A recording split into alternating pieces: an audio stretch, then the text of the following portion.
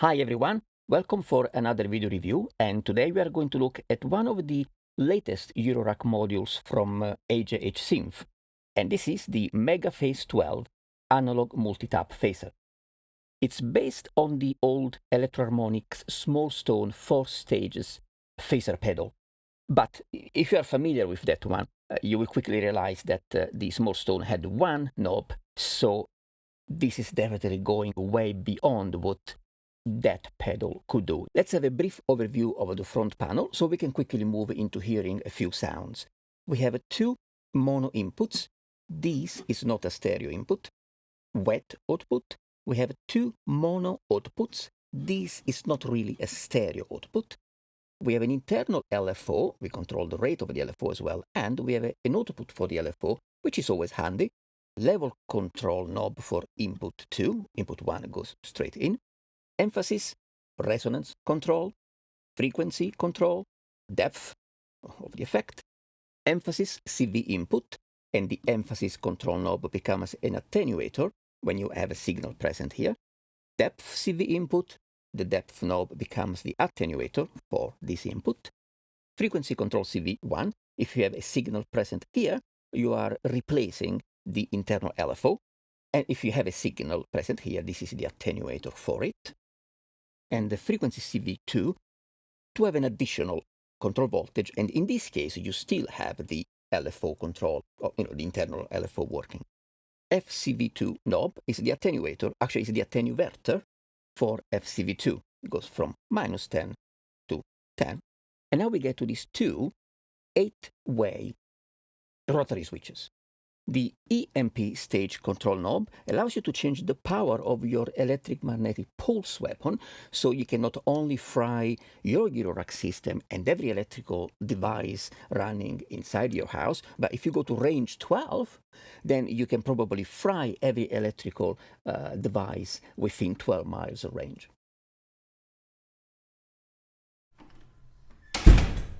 Then you have these two 8-way rotary switches. Now, these two rotary switches, together with the mono left and right output, are the main contributors to some of the variations, shades of sounds and sort of, the stereo image you can create with this module. Let's see what I'm talking about. I'm going to send the blue sign to the input, okay? So then let's plug the left output into the oscilloscope. It's this green sign. What exactly are we getting out of this left output? This is a 12 stages phaser. That means it has 12 all-pass filters inside. I don't know if you know about phasers. You get filters and then the phase effect and cancellation together with the unprocessed signal, and etc., etc. Anyway, this has 12 stages. So you can choose to take the output for the left output from any of these 8 possible choices, 2, 4, 6, 7, 8, 10, 11, 12, okay? So, in this case, I'm taking the output from the 4th stage.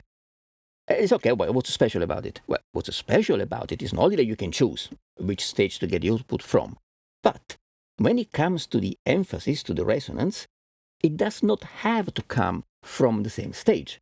So, I could take the output for the left output from stage 4, but I could elect to take the resonance from the 9th stage, which is not going to be in phase with the output out of stage 4. And so even out of this single mono signal, you are going to have a different type of sound, a different type of interaction between the resonance and the output, because it's a different type of phase cancellation, depending on your custom choice of output, of stage output, and the resonance from which stage you're getting it. And if you think that you can have 8 possible choices of outputs, per each of these 8 choices, you have 8 choices of where the resonance is coming from, then you can see that even the one single mono channel can give you quite a variety of sounds. But that's not all, because we have the right output. Okay, so let's plug in the right output. In this case, it's the red sign. Where is the right output coming from? The top rotary switch, it's only for the left output. The right output, it's controlled by this EMP-Stage rotary switch. So, in this instance, the right output is coming from stage 4, and the emphasis for the right and left output, it's coming from stage 4. But, for example, I could choose stage 12 here. Let's get rid of the resonance for now, and stage 7 here. So, what is this giving me? This is giving me, for the left output from the 12 stage, and resonance from stage 7. The right output is the output from stage 7 and the resonance from stage 7. So, and then if I add, for example, 50% emphasis, the left output is the 12 stage output and 50% of the resonance is stage 7. And the right output is output of stage 7 and 50% of resonance from stage 7. Now, why is this really cool? It's because these two outputs, they're like twins. Well, they're not really twins, because they can be out of phase. But they're brothers, they're familiar, they are related, because they are outputs from the same processing unit. And it's the output of the processing of the same input. So they sound, somewhat similar, but there are differences due to this phase cancellation that you can choose different types of phase cancellation. So this allows you to create with two mono signals, of course, that you can send for individual processing, or you can pan one left and one right. It's a sort of stereo images because the sounds are similar, are related, but thanks to these different types of phase cancellation, you have this movement in the stereo image, this wobbling, these effects. They are different per each type, for each double selection that you make. It just gives you a lot of creative potential. Then when you mix all of these with control, of course, on the rate, on the dry and wet signals of the phaser, and then you can come out of here doing some external processing, come back in input 2 with a level control, and then you have a CV control of the emphasis, of the dry and wet signal, frequency CV control to change more things. I mean, you see, this is like a playground for fun and for continuously evolving sound. So when you put it all together, this is a nice sound design tool. You can have a lot of fun with all these capabilities under your control. Okay, now we have this kind of organ sound, and I'm going to play around with this input. So I'm going to start with an LFO going into the depth CV.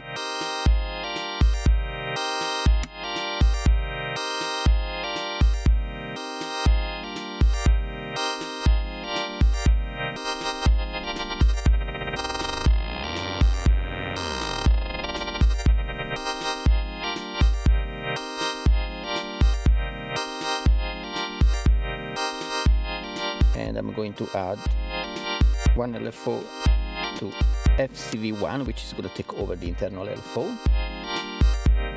This is the attenuator for it.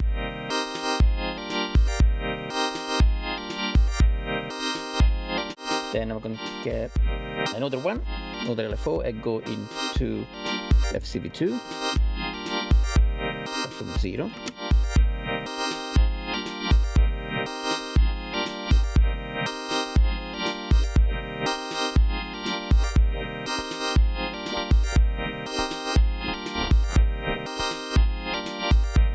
Another one going into emphasis CV, and this will be the attenuator for it.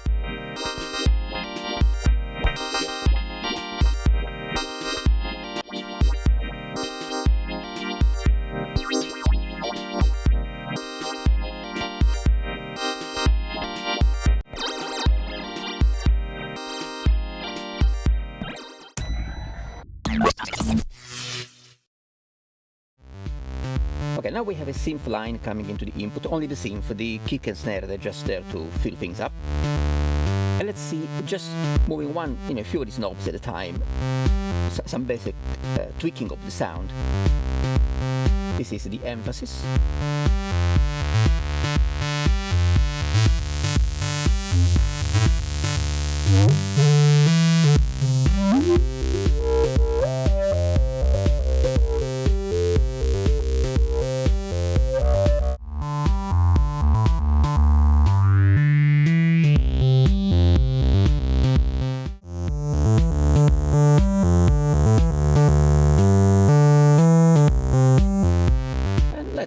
Start adding some, and this is set on 4 stages, phaser and resonance. Let's get some LFO in and some depth. This is mono.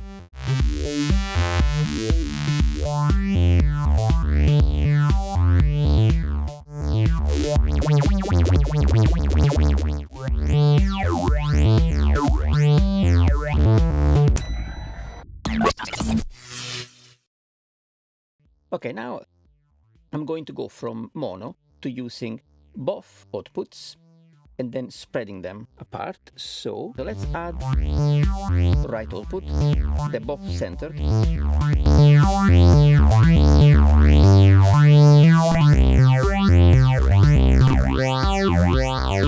And I'm going to pan this left and this right.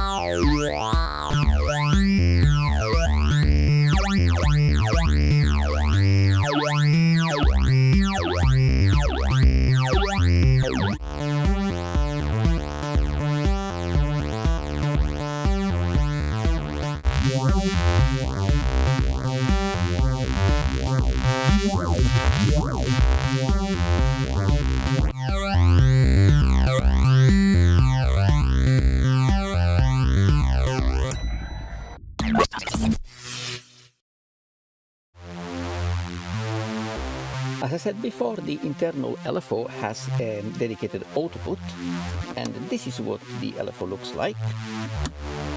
It's a triangle LFO.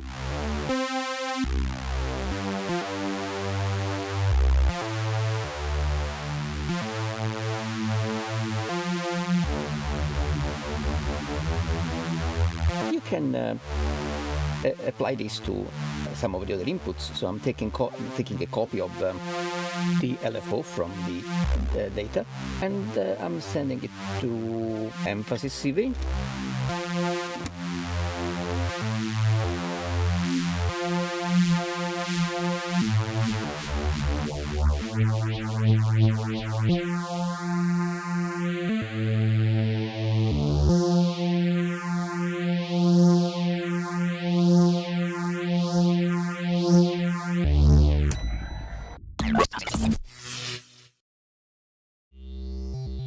Okay, here I have a sound coming into the input 2. For input 2 we have a level control, and you can see, you will see that as I get close to 8 and then go over 8, there is some drive added to the sound.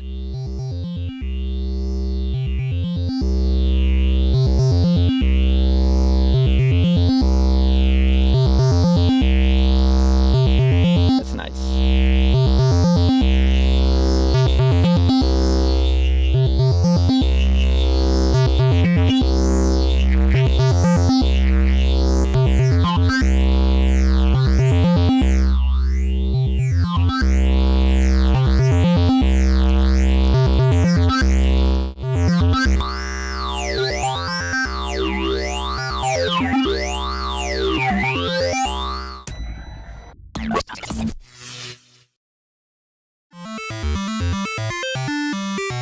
I now have a synth sequence coming into input 1.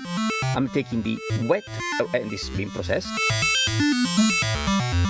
I'm taking the wet output for external processing, and I'm returning into input 2 that has the level control.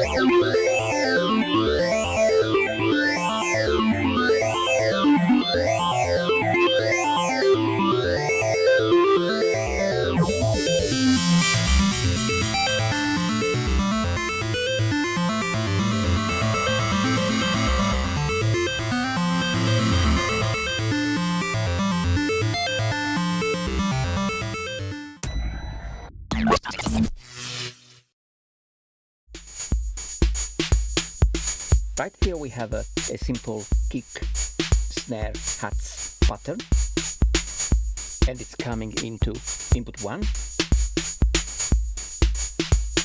I got wet out, going for some outside effect, processing, and comes back on input 2. I have a couple of shapes going into these CVs, and we just mess around with it a little bit.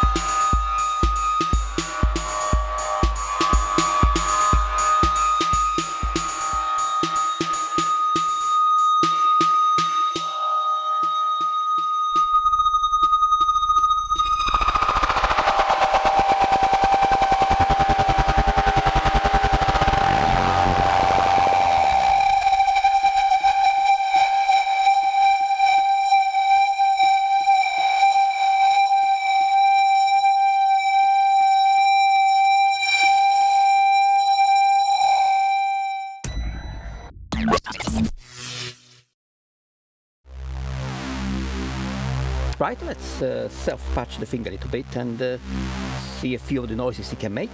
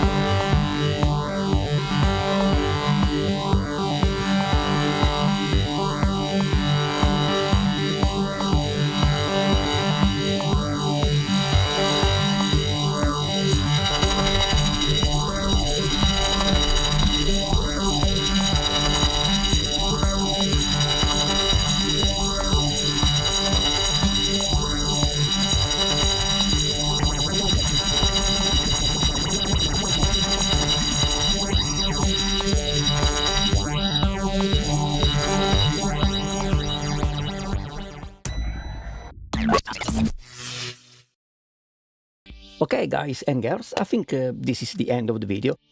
You could go on forever doing sound examples, but I'm sure you got the idea that it's a very versatile module. So what are my final thoughts on it, having used it for a short while? Well, I confess I never felt that compelled about buying an effect module from a Eurorack system. And that is because the limit in Eurorack space I have, the budget, and because some of the more affordable effect units or multi-effect modules, they use maybe an old reverb chip and so on. They don't sound much better than an effect pedal. Now, because I have some effect pedals and some multi-effect pedal, I don't play guitar. I had them because I use them with synthesizers. Then I just prefer not to spend money on effect units and buy other things like a VCO, this and that. But now this is a totally different proposal, because this is not just a phaser, right? This is more of a monster phaser. This is, to me, special effect unit, and it's also, or it can be, or I felt it was, integral part of the synthesis process that you use to create a patch. I mean, you've seen how drastic the character can be changed just by the emphasis and the frequency knob, but that's before you start to add the phaser effect. Then you can play around with the stereo field, or with, two monitors, it's not stereo, but I already explained what this is about. There is enough CV control here to create forever evolving, morphing patches.